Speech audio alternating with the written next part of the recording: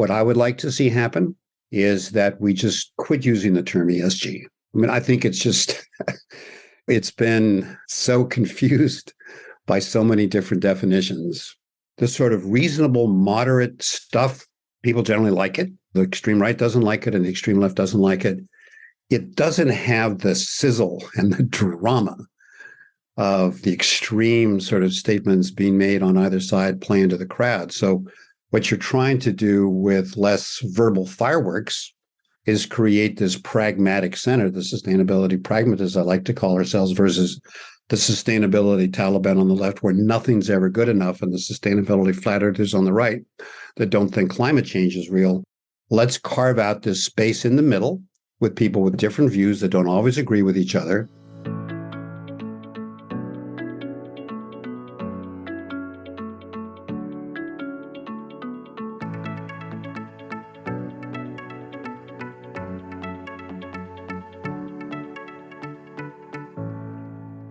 I'm Aoife Devitt, and welcome to the 50 Faces podcast, a podcast committed to revealing the richness and diversity of the world of investment by focusing on its people and their stories. I'm joined today by Robert Eccles, who describes himself in a nutshell as a dedicated weightlifter, a capital markets activist, and a professional committed to improving corporate reporting and enhancing ESG integration by companies and investors. He's the founding chairman of the Sustainability Accounting Standards Board, one of the founding members of the International Integrated Reporting Council, and a visiting professor of management practice at the Said Business School of Oxford University. Nice to be with you here today. Well, let's start with your background and career journey. You've had an extensive career. You started in sociology, migrated into management science and business administration, were a lecturer at Harvard for 37 years, and your CV itself runs to some 37 pages, listing publications among that. So we won't be able to go through all of that, but I would like a little bit of background just to tell us about your journey into sustainability. Sure. I mean, it's a long and winding road, as you said. Let me try and capture a lot of years in a nutshell. So I was an undergraduate at MIT in pure math and history, and I was always interested in kind of measurement. I got my PhD at Harvard in sociology, as you mentioned, and then I went to Harvard Business School and joined the organizational behavior unit. But my first book was transfer pricing, so that was about measurement. Then I did a book on investment banks, is which how I got introduced to the capital markets. I actually got tenure and I left, and then I came back. So I spent time in the private sector. And during that time, I had PwC, there was Pricewaterhouse at the time, as a client, and wrote a couple of books on corporate reporting. And so that was really my immersion in the reporting world long before people were talking about sustainability reporting. The GRI had just been formed, later after it started in 1997. And so I learned about the capital markets. I learned about regulators because I didn't have an MBA or a degree in finance, and was very involved with integrated reporting. And I think it's interesting because I kind of came at that from outside an accounting paradigm. So it's interesting. I think that often happens that someone from outside of a discipline that just looks at things in a different way. And then I looked at reporting as really this connection between companies and investors. Got more interested in the investor side. Companies were saying, we're reporting on sustainability, we're not giving credit. Started talking to investors. What were they doing with this information? For a long time, not much. Companies reporting wasn't all that good. Wrote a piece, 4 years ago or so in the Harvard Business Review called The Investor Revolution. Shareholders are getting serious about sustainability. And then things really kind of took off. And now they've taken an interesting turn we'll get into a little bit later, where ESG has become sort of a lightning rod for people on both ends of the political spectrum. I think is worth talking about. I didn't really get into, as we think about sustainability, until about 10 or 11 years ago. So in some ways, you could say I'm kind of a newbie to this compared to people like John Elkington on the corporate side or Stephen Weinberg on the investor side. They're both heroes of mine. And you've got people like Paul Polman and Alan Jope at Unilever who've done a lot of great work. So it's been interesting, but again, I think it's important that my background is so different compared to a lot of people working in the space. It was pure math, it was history, it was sociology. And so just by instinct, I look at these things through not a pure economic lens, not a pure financial lens, not a pure accounting lens, but more really from an institutional perspective. So let me stop there. And one of the questions I often ask sustainability professionals is, you come into this, you said only in the last maybe 10 years. To what extent do you think some of these issues are perhaps unsolvable, bigger than you no real feedback perhaps possible in real time, given just the enormity of the issues being faced? I guess I'd phrase the question a little bit differently, if you don't mind. I think everything is solvable to some extent. I think the big debate is where the solutions are supposed to come from. And this is where you get into the politicization that's happening, again, both on the right and the left. So these problems that we're facing, if you look at where the fault line is in a lot of this debate, is to what extent should these be solutions that come from the public sector, from government, from legislation, from regulation, and to what extent should these solutions be coming from the private sector, from companies, both listed companies and unlisted companies, and from investors in both the public markets and the private markets. And there's been a narrative for quite a while, and it has some conundrums in and of itself that says, well, okay, because governments are failing, people say, then the private sector needs to pick it up and shoulder more of the load. And we need $2.7 trillion a year, whatever the number is now for the SDGs. And I think we have to be cautious about that because investors and companies, they operate under fiduciary duty, and it can be broadly interpreted from a long-term point of view to include other stakeholders. But there's limitations on what you can ask the markets to do. And so I think we need to have a conversation about that. Conservatives will say we should leave the markets alone. And I think this gets a lot into reporting, which we can talk about. So it should be government solutions. But then there's the irony that a lot of conservatives want small government. So it's a little bit kind of a chicken and egg, kind of a closed loop thing. It's like, well, if you want policy to address these issues, but then you don't want big government, then what is the right kind of policy? But I think those are good discussions to be having rather than ESG becoming woke, to the extreme right and then denigrated from the extreme left because it's not quite true sustainability. And we can dig into that some if you want to. Absolutely. Well, the question on your website is, where does the ESG debate go from here? So I think we're getting started on answering that. But what is your answer to that? I think it's quite interesting. I mean, who can sort of predict the future? But here's what I think is going to happen, if I had to guess.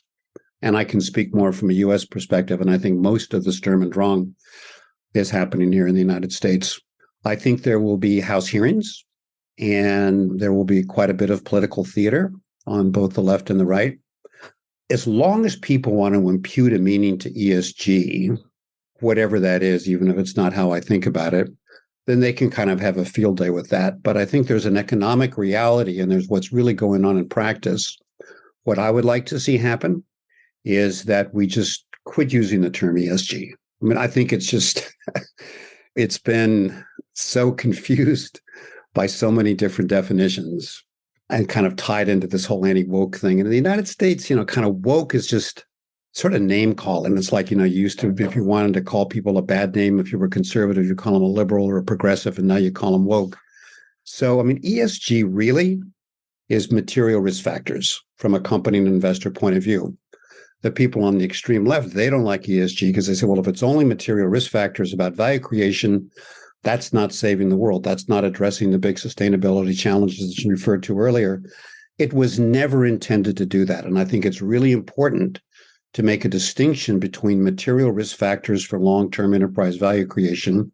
And when you have a long-term view, you've got to be judicious about the importance of other stakeholders versus the externalities. And most of the externalities from companies come from their products and services.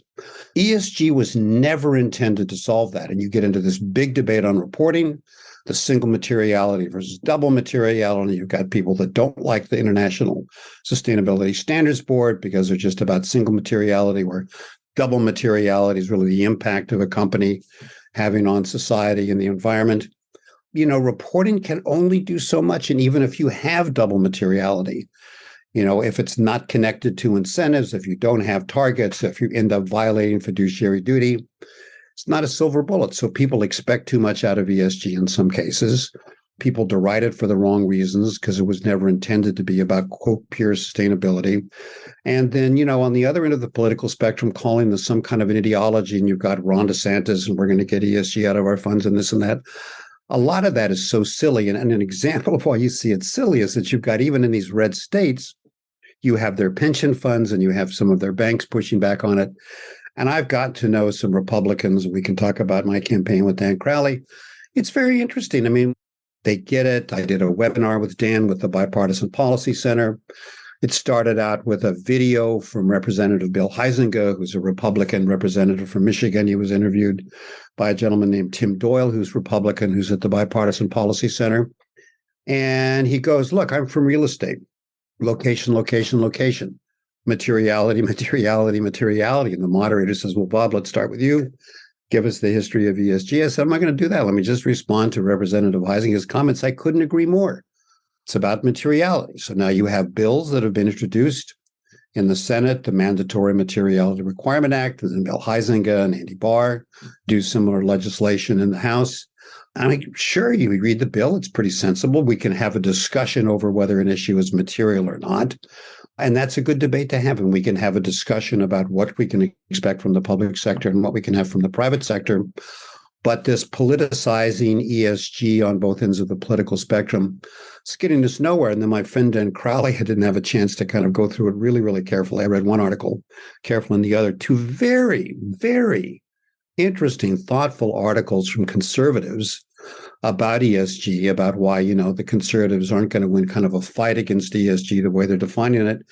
And let's get down to issues. Let's talk about the energy transition. Let's talk about energy security. Let's talk about adaptation to climate change. Let's talk about jobs. Let's talk about, equal opportunities.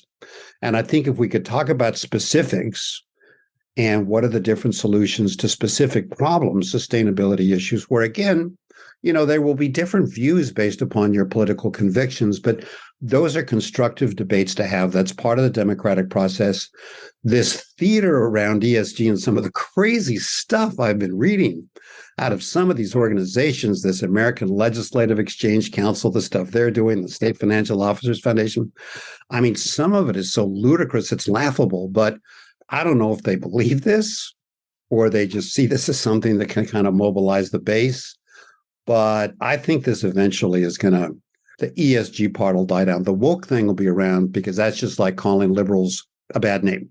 And the liberals get called bad names by conservatives, and the conservatives get called bad names by liberals, and the language just changes. Can we just circle back to that because of the amount of time you spend looking at sustainability reporting and ESG integration? And where are we in terms of where you would like to see the standards today, and how far do we have yet to go? I think we're actually in a pretty good place. I've been working in this domain for probably 30 years. I wrote a little piece in the Harvard Business Review called the Performance Measurement Manifesto in the early 90s. And it was largely about sort of non-financial information for internal use, but had a sense or two about the SEC. If you look at it over the last 30 years, it's kind of gone like this.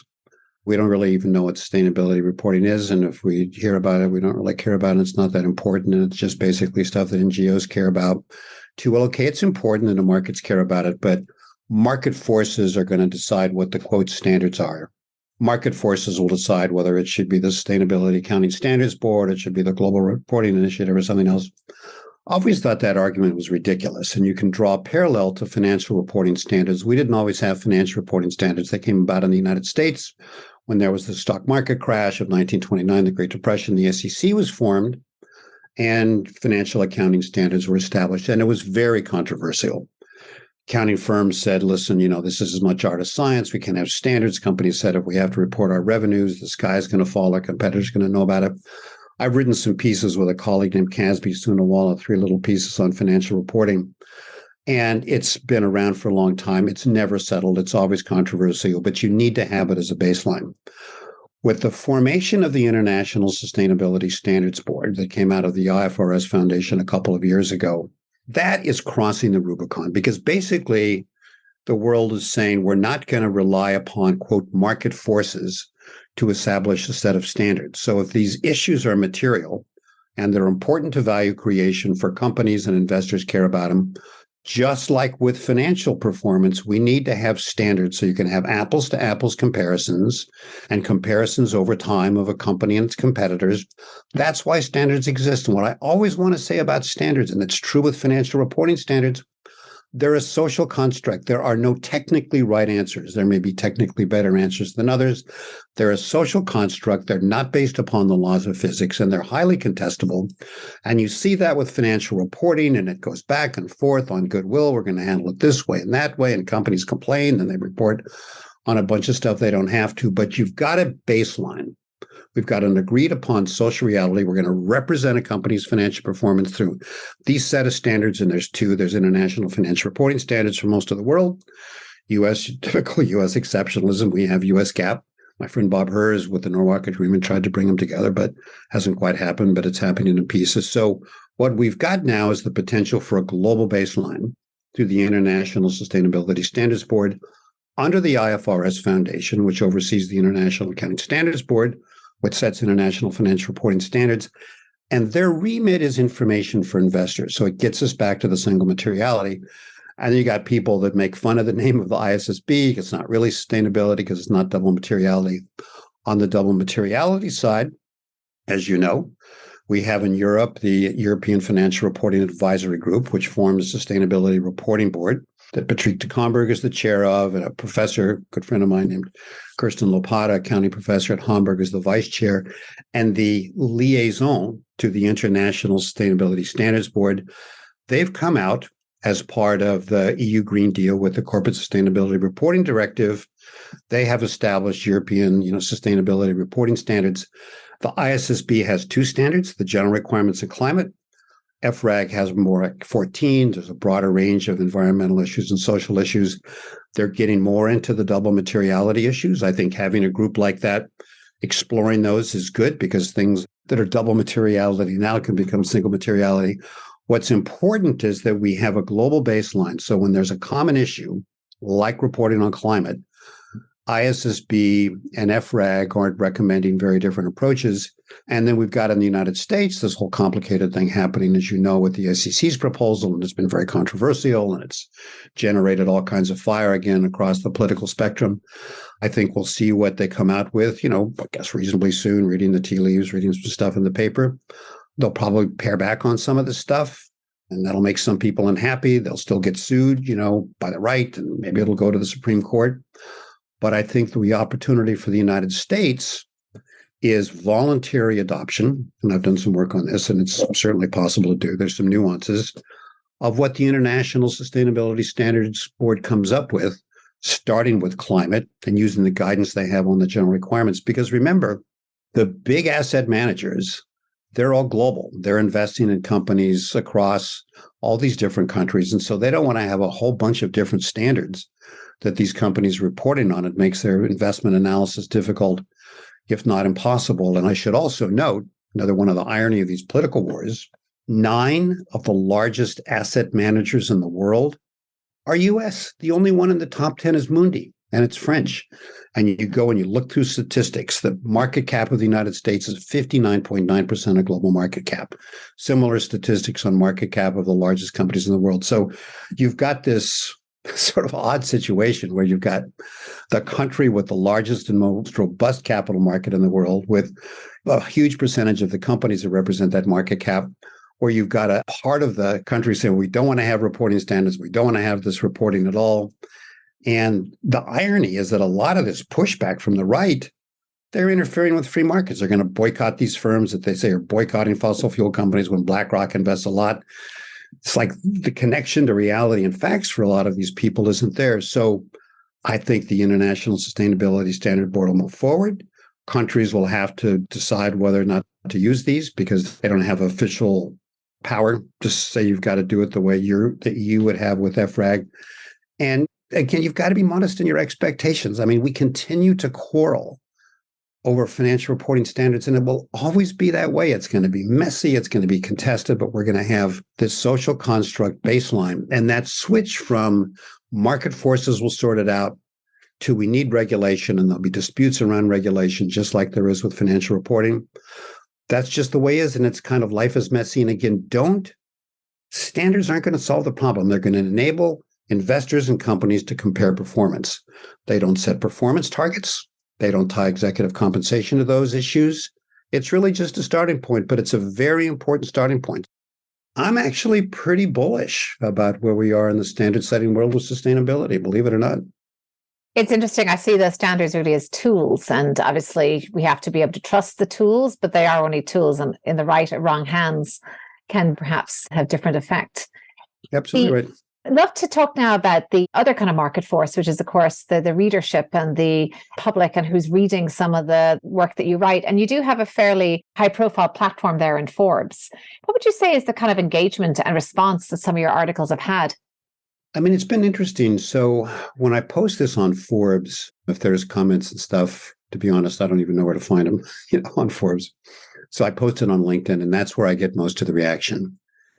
And that's been fascinating. So the two most recent things that I did on kind of ESG in particular, I published one called ESG is not about ethical standards and ethical values. There was a critique of a construction of ESG from a professor that's, clearly, on the left.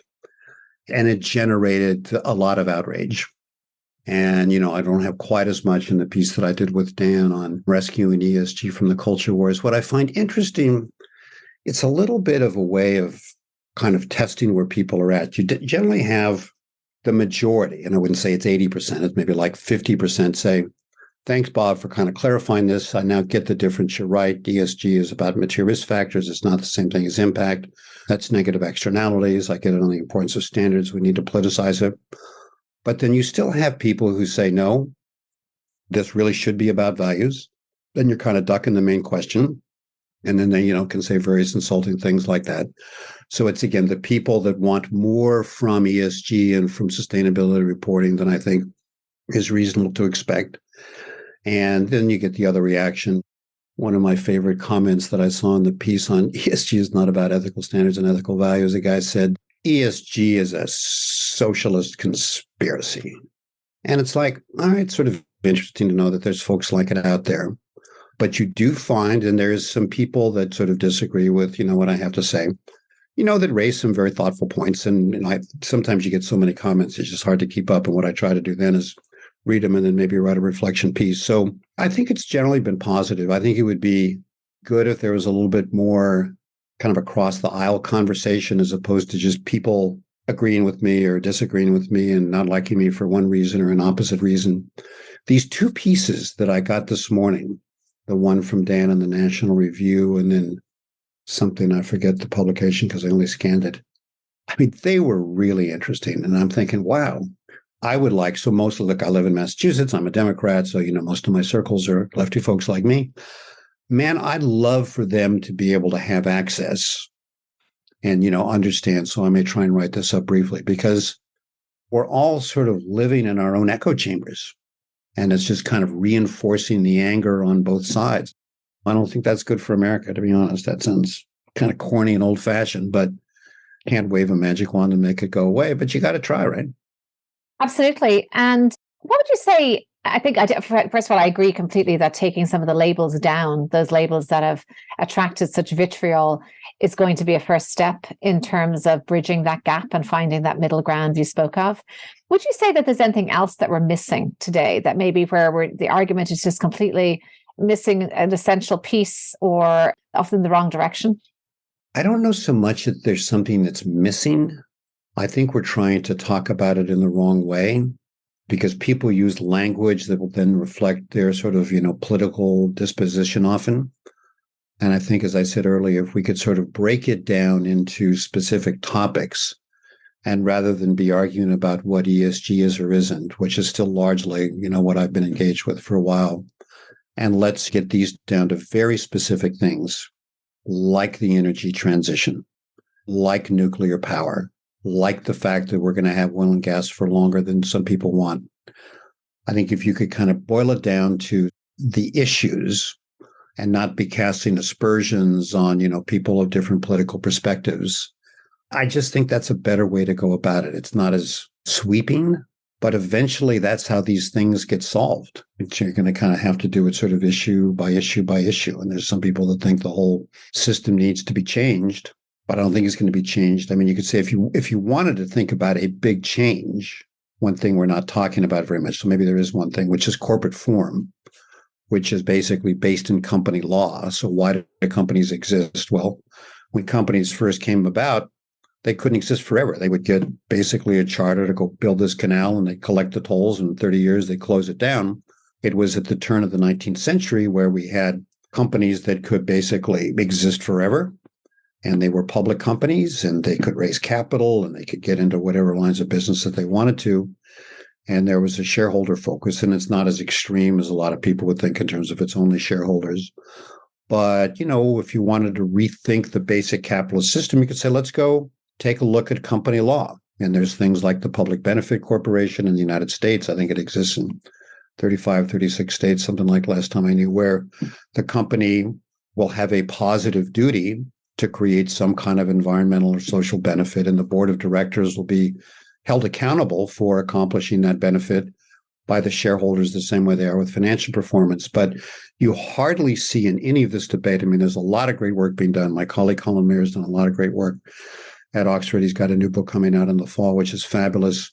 There's really very little dialogue between the people that know company law, which is largely lawyers, and what's going on in the reporting world around standards.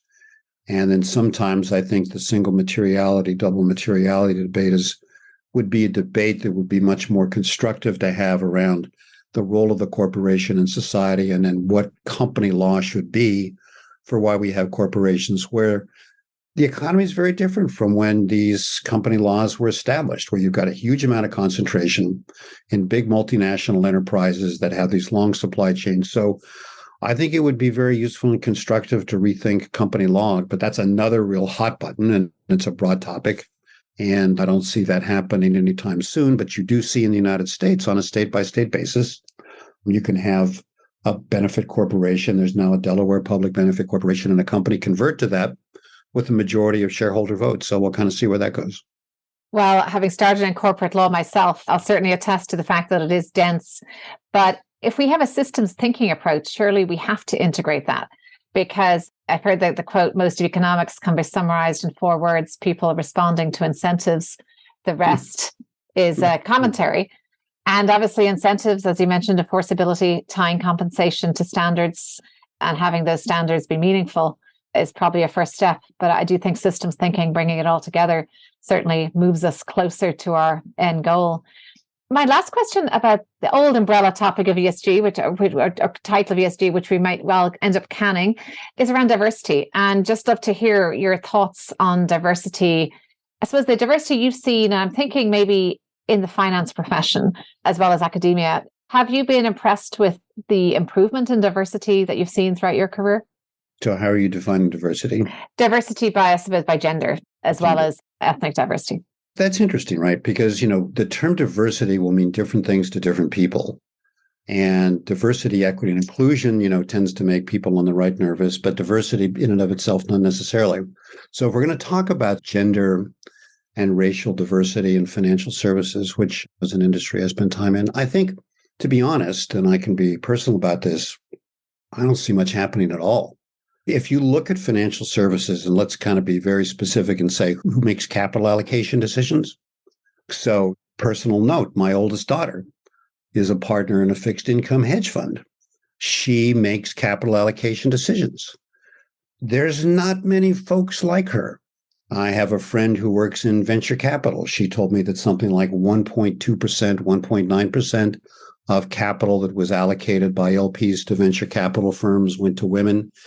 If you look at where there's diversity, there's been, progress in diversity in the sort of sustainability realm and the proxy voting realm and the stewardship groups.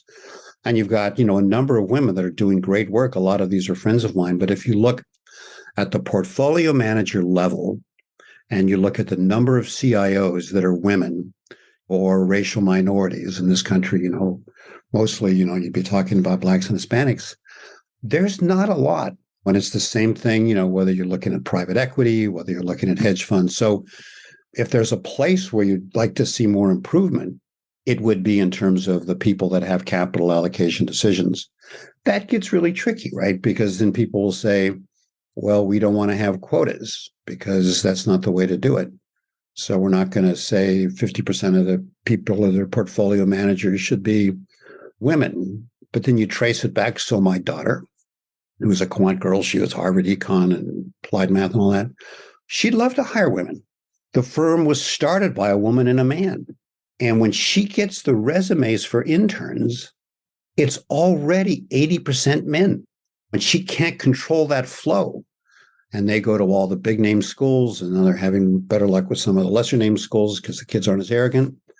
So you'd have to kind of look into the pipeline and, what do you need? What's going on with education and girls and math and finance so that you've got sort of enough of a pipeline going in. So I think it's a very complicated decision. And if you look at it in other professions, accounting is another one I know.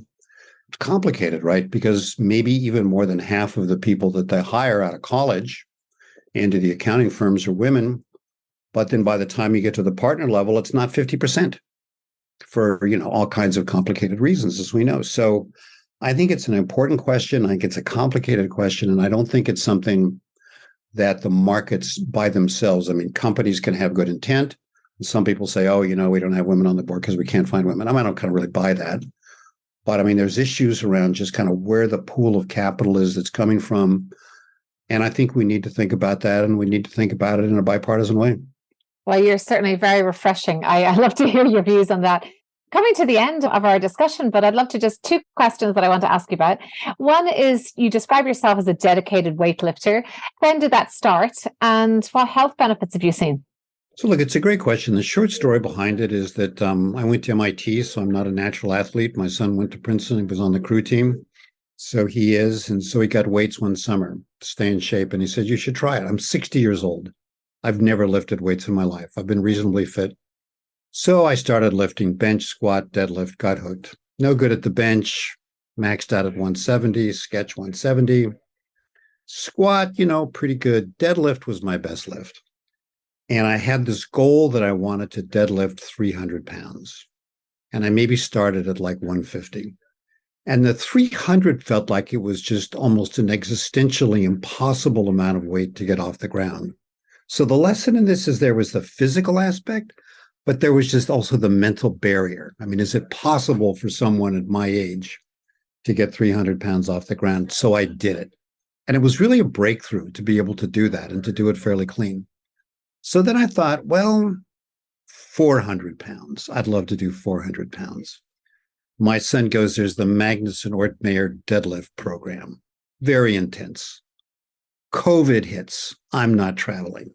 Every Monday, Magnuson Ortmayer deadlift program. It's brutal. I work my way through it. You put in what your goal is. And I got 405 3 times. I've done 410 once, just to boast. When I was at the top of my game, I could do 10 reps at 300. And so what you take away from that is, if you set a goal, and it's a stretch goal, but it's not an impossible goal. I'm not Eddie Hall. You should look up Eddie Hall, world record deadlift, 500 kilograms. He's my hero. You can get it done. And I found that the weightlifting is actually mentally very cleansing. You go out and you kind of clear your head and you sort of feel good when you're done. I need another pandemic if I'm going to get to 400 pounds again, but, I'm not really actually wishing for that. But I'm approaching 72 and I still lift.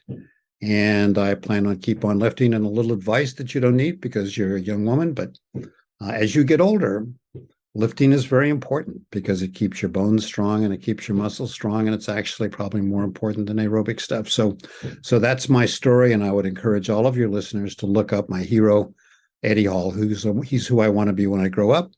I want to look like him. I want to have a haircut like him, and I want to have tattoos like him. And so let me end on Eddie Hall.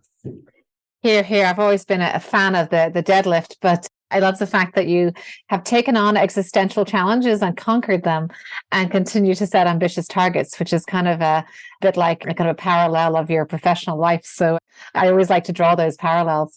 So my last question, Bob, is around any creed or motto or a word of wisdom or piece of advice that you can leave us with, having had such a long career, seeing the world of sustainability evolve in real time, and from your vantage point today, anything that you can leave with us? I guess 3 things come to mind. I think it's really important that whatever you're doing, you're really passionate about it. And people may be telling you that's like a bad career strategy, or don't do that. You need to kind of think about ticking this other box. I've never done that. I've done things that people thought were crazy. I got tenure at Harvard and I left. It's like, why would you do that? You got tenure at Harvard. Always be really passionate and committed and convinced that what you're doing is what you want to be doing. And it will end up taking you to different places than you think, as it certainly has with me, but I think it takes you to good places. The second thing is you just persist. I mean, as I said, I took up this kind of sustainability reporting before it was even called that 30 years ago. And I've seen it evolve a lot. As they say, hang around the basket long enough and you'll eventually get the ball. If there's things that are important to you, you just persist, you hang in there. You're going to have some battles that you win. You're going to have some battles that you lose. But I think persistence is really important. And the third thing, and this one I wish I could see more of, is I think people should work harder at, this will sound trite, introducing other people to other people. I mean, I spend a huge amount of my time, and I've got a big network, and almost by definition, it just grows as you build it. I spend a huge amount of time introducing to people that I think would be interesting or helpful to other people, either one way or the other way. And most of the time, there's no direct benefit to me. That's not why I'm doing it. But it just grows the pie. And, sometimes it comes around in unexpected ways. And so I think people need to think more about growing the pie than what their share of the pie is. And even starting young. I mean, I was this way when I was young. And it's like, as I get older, there's just more people I know and kind of people know who I am. And so it kind of works and stuff. But I think thinking about how you can contribute to the world by basically creating connections between people that don't know each other, it's just a really important thing to do. And I'm not sure enough people think about it on a conscious basis like that. So those would be my three things. That's a wonderful way to end the podcast, Bob. You are an ultimate heavyweight, if you'll excuse the pun here, in the world of sustainability. And yet you make it very accessible, perhaps because you've opened up your network to me. You've been open to chatting with me, and you're ultimately putting that network effect into action. So thank you so much for coming here and sharing your wisdom with us. My pleasure. Great conversation. Thanks so much. I'm Aoife Devitt. Thank you for listening to the 50 Faces podcast. If you liked what you heard and would like to tune in to hear more inspiring personal journeys, please subscribe on Apple Podcasts or wherever you get your podcasts. This podcast is for informational purposes only and should not be construed as investment advice, and all views are personal and should not be attributed to the organisations and affiliations of the host or any guest.